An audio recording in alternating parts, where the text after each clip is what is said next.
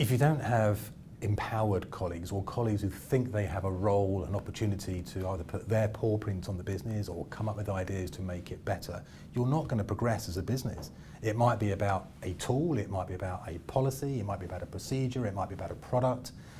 But if you haven't got colleagues who at least think about that and care about it, they're not passionate about the business, they're not passionate about the customer, they're not passionate about making it a better place to be. You want people to come up with those ideas. The business leader, in this case me, I don't have all the ideas. My job is to create an environment where people will flourish and come up with ideas and think they have an opportunity, believe they have an opportunity to put that into practice. You know, if you've got a big crisis or an urgent launch, something that's great but requires many more hours than people are contractually engaged for, you'll get that from people when they're fully engaged. You know, we all go through periods in our lives when we don't feel so engaged, and we know exactly what it's like. You know, come 5 o'clock, you're out the door. That's not the sort of organisation anybody wants. You want the job to be done. Clearly the difference between someone saying, I've just done my job and that's now I'm happy and it doesn't really matter what the end result is, that is inadequate in the current environment where everything's connected and everything's dynamic. Ultimately what customers remember is of course what we do, but they also remember how we do it. And that how is delivered by people. And we can't get away from that. A workforce that lacks incentive can have all kinds of negative effects on your business. If you don't feel empowered to come up with new ideas in your organisation, I feel that's going to stunt innovation. Nobody goes to work to do a bad job, but a lot of people end up doing that because they're not engaged. And it's much better to be able to sort of admit sort of gaps in your learning and enable other members of your team, not necessarily a boss, but other members of your team to help you out. And that creates a culture in which everyone helps everyone else to actually deliver the end product. The way you get people to go above and beyond the core of their job description is to want to do the job. And frankly, if somebody is only ticking the box of the core of their job description, they're probably in the wrong job. They're certainly not fulfilling their human potential. I think they're wasting their lives a little bit and should be doing something else or finding the spark in what they're doing. They're certainly not fulfilling the business potential.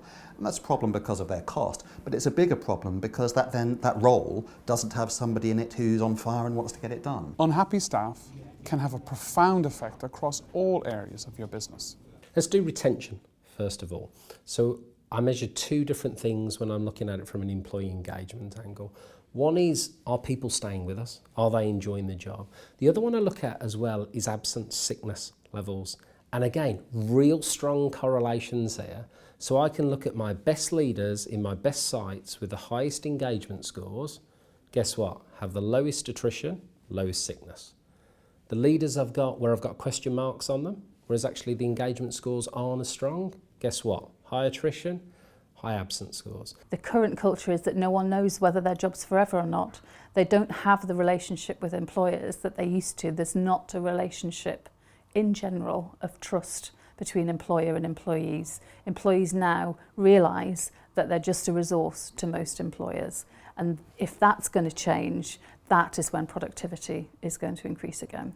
Your attrition and your turnover of employees goes up, and that's a cost to the business, bringing down your financial performance. So knowing and anticipating how engaged your employees are is a lead indicator for the results that the accountants and the auditors will sign off over the course of the year. It's easy to think that if you pay your staff well enough, they will be happy, but often money is just not enough. If you assume that people are getting paid well for the job that they do, and you assume that the working conditions they have are good, and in J&J they're broadly very good, it's about how do I feel doing the job that I do? Do I have a sense of purpose? Do I feel valued by the organisation? Do I feel as though I have a voice? When I say something, do people listen? Do people take notice? There's nothing more disengaging than feeling nobody's listening and you've got something important to say.